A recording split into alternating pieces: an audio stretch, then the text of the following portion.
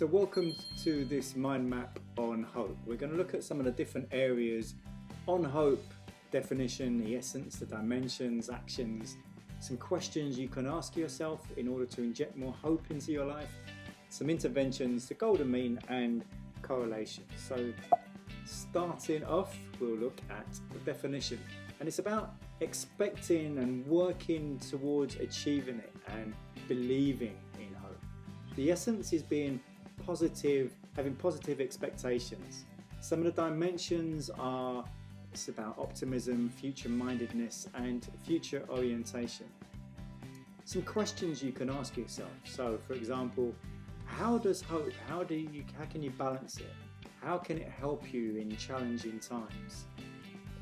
The balance is about being realistic, and sometimes you can be unrealistic. So it's always trying to keep hope in a realistic manner. And what leads you to sustain hope and to sustain your levels of hope? Interventions, so for example, it's about setting a goal to boost your hopeful thinking and writing many reasons and many pathways to reach the goal that you're trying to attain. You can visualize by writing what you think your best possible self in the future in 3 different areas, from a personal perspective, professional and relational.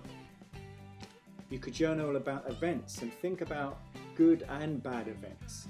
And for good events, why might they last or why might they pass?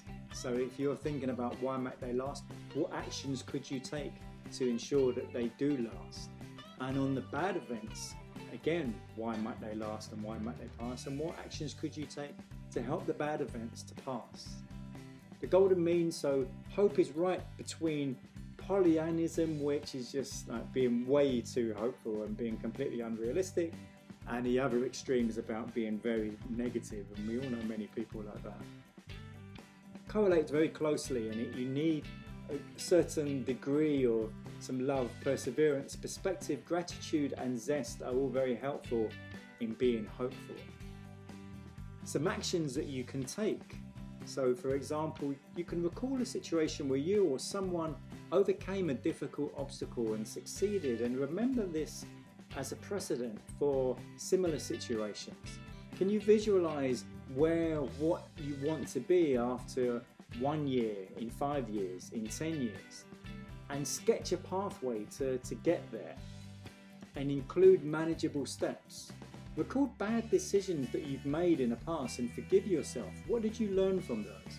How could they be used in the future? When you're facing adversity, focus on how you have overcome similar situations in the past, and again, let successes set the precedent for future endeavors. Hope theory is A leads to B, and all 3 elements are very necessary. So in this case, person A is taking the pathway, perceives themselves as capable of taking that route, taking that pathway in order to get to the goal, to the desired goal, which is B. And all 3 elements are absolutely necessary. You have to maintain a hopeful position. To have hope, we need to have a goal, we need to believe we can attain the goal, and we need to see a pathway to attain it. It's hard to imagine anyone being truly happy without also being hopeful. And it's hard to imagine anyone being truly hopeful without also being happy. They're inseparably connected. So that was today's personal development blog on hope. Next week we'll be doing another one on the character strengths, but tomorrow's blog is back to Monday, is all about movement. Hope you have a great week.